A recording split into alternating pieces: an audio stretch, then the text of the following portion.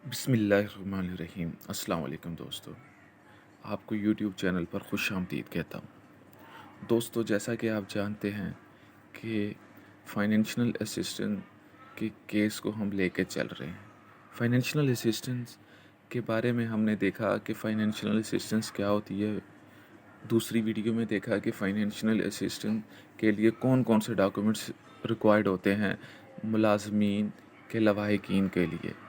तो आज की वीडियो में हम देखेंगे कि दौरान सर्विस वफ़ात की सूरत में वाजिबात कितनी किस्म के होते हैं और क्या क्या इनकी अमाउंट्स होती है और किस तरीके से ये दिए जाते हैं।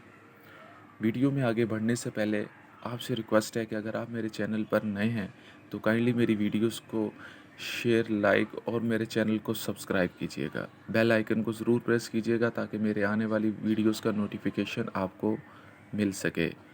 बग़ैर टाइम ज़ाया किए हुए हम वीडियो के ऊपर मूव करते हैं। दोस्तों, दौरान सर्विस की सूरत में वाजिबात की अक़साम।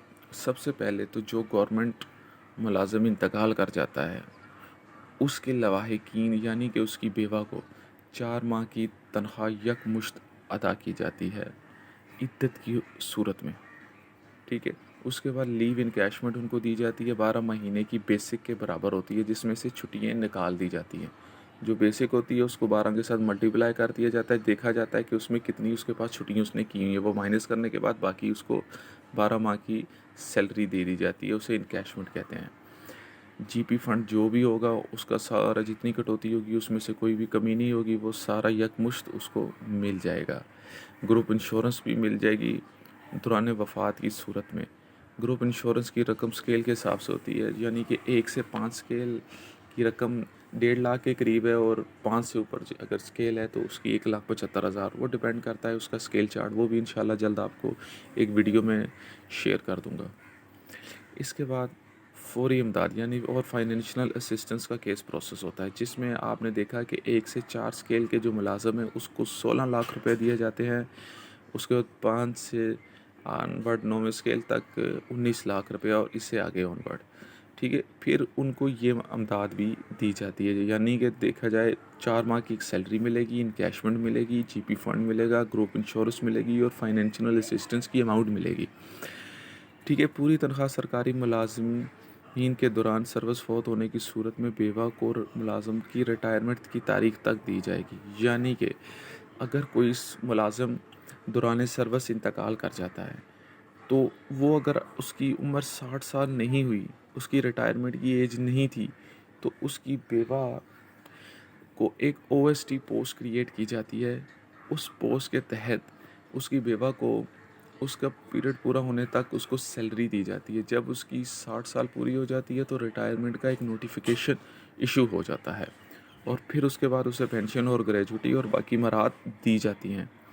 ठीक है। और एक फर्नियल ग्रांट भी दी जाती है, कफन दफन की ग्रांट भी दी जाती है। जो बंदा गस्टेड है तो उसको 20,000, नॉन गस्टेड को 12,000। अब ये रेट्स भी बदल जाएंगे क्योंकि अभी रिसेंटली जो भी ये बजट अनाउंस हुआ है। ठीक है जी। इसके बाद महाना अमदाद एक डीसी ऑफिस में महाना अमदाद की तरफ फ़ंड होता है, मंथली फ़ंड होता है, उसकी मद में भी बेवा को पेमेंट की जाती है। अलवदाई ग्रांट ये सिर्फ गस्टेड अफराद को मिलती है। ठीक है जी। अच्छा, लवाहिकीन में से एक फ़र्द को नौकरी दी जाती है। जो सबसे इम्पोर्टेंट चीज़ ये है कि इसमें पेमेंट तो वो दी जाती है लेकिन एक फ़र्द को जॉब भी दी जाती है। दौरान सर्विस वफ़ात पाने वाले मुलाज़िम या मुलाज़मा के किसी एक बच्चे को 17A के तहत महकमा नौकरी देने का पाबंद होता है। ठीक है। अब जो 17A के तहत, और सबसे इम्पोर्टेंट चीज़ ये है कि जो 17A के तहत दी जाती है ना, वो कॉन्ट्रैक्ट पे नहीं होती, वो रेगुलर पोस्ट दी जाती है, जो कि अक्सर लोगों में अभाम पाया जाता है और पता नहीं होता। जो 17A रूल्स हैं उसके तहत जो भी अपॉइंटमेंट होगी वो रेगुलर तस्लीम की जाएगी। उसके बाद कौन सी सीट पर मिलती है, अगर आपकी तालीम सादा तालीम है, मैट्रिक से कम है, तो आपको स्केल 1 की जॉब ले सकते हैं और अगर आपकी किसी की टेस्ट देने की ज़रूरत नहीं होती, ये डायरेक्टली अपॉइंटमेंट हो जाती है। बस आपने एप्लीकेशन अपनी मूव करनी होती है। अगर आपकी तालीम काबिलियत इंटरमीडिएट सेकंड डिवीज़न हो तो आपको स्केल 11 की जूनियर क्लर्क की भी जॉब दी जा सकती है। अगर आप ज़्यादा हायर क्वालिफ़िकेशन है तो जो भी जॉब आती है उसमें टेस्ट दें और 10 मार्क्स आपको इसके वैसे मिल जाते हैं। ठीक है जी, 17A के तहत आपको मिल जाते हैं। मर्द फौत होने की सूरत में बेवा जॉब ले सकती है और औरत के फौत होने पर मर्द नहीं। 17 के तहत आपकी एक दफ़ा हक रखते हैं। टेस्ट अगर एक दफ़ा पास नहीं होता तो आप बार बार अप्लाई कर सकते हैं। एक सबसे इम्पोर्टेंट चीज़ ज़रूर मैं आपको बताऊं जो हम लोग फेस करते हैं नॉर्मली, जब भी अगर आप खुदा ना खास्ता कोई वफ़ात पा जाता है तो जब आप अपने घर में से उसकी बेटे के लिए एप्लीकेशन मूव करती है तो उसको फ़ौरी तौर पे मूव कर देनी चाहिए। लेकिन डिपार्टमेंट पे ये भी होता है कि डिपार्टमेंट उससे पहले अगर कोई फौत हो गया, कोई कुलीग उनका, तो पहले उसको एंटरटेन करेगा, फिर उसके बाद हाँ, अगर वो क्वालिफ़िकेशन के हिसाब से पूरा नहीं उतरता, जो नया है वो उतरता है, वो उस स्केल में जाता है, तो वो फिर डिपेंड करता है, फिर उसको अपॉर्चुनिटी मिल सकती है। वाजबात की रकम कितनी होती है? अगला सवाल ये है।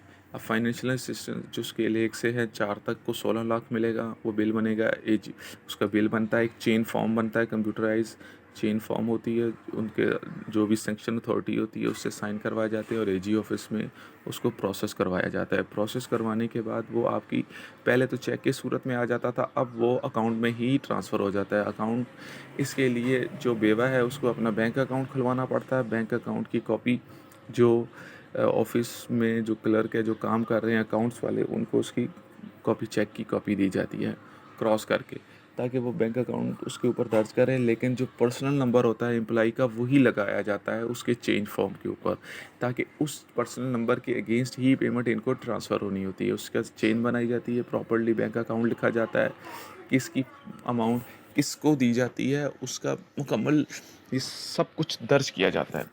इसके बाद एजी ऑफिस से बिल प्रोसेस होता है। इसकी एक डेट है, इसकी एजी ऑफिस में ये ऑफ साइकिल में प्रोसेस होता है। ऑफ साइकिल के जो पे रोल्स होते हैं वह नॉर्मली चलते हैं 5 तारीख को और 15 तारीख को, यानी कि जो पे रोल 5 तारीख को चलेगा उसकी पेमेंट 15 से पहले आ जाएगी और जो 15 को चलेगा उसकी 5 से पहले आ जाएगी। ये ख्याल रखना है जब भी आपने प्रोसेस करवाना है। तमाम अकाउंटेंट और क्लर्क्स को भी ये मैं आगाह कर रहा हूँ जो गवर्नमेंट सेक्टर्स में जॉब कर रहे हैं। ठीक है जी। इसी तरह स्केल 5 से 10 तक 19 लाख और 11 से 15 22 लाख और इसके आगे ऑनवर्ड आप देख सकते हैं। ग्रुप इंश्योरेंस एक स्केल 1 से लेकर स्केल 4 तक की 1.5 लाख रुपया मिलती है। 5 से 10 को 2 लाख, 11 से 15 स्केल तक के 3 लाख और इसके साथ ही स्केल 16 को 4.5 लाख और स्केल 17 को 6 लाख से स्केल 18 को 8,75,000 और स्केल 19 को 10,50,000 और स्केल 20 को इससे ज़्यादा दी जाती है। और जो माहाना अमदाद है वो डीसी ऑफिस से मिलती है। ठीक है जी। अगला कफन दफन की ग्रांट, जिसे फर्नियल ग्रांट भी कहते हैं। गस्टेड मुलाजमीन के लिए 20,000 और नॉन गस्टेड के लिए 12,000 मिलता है।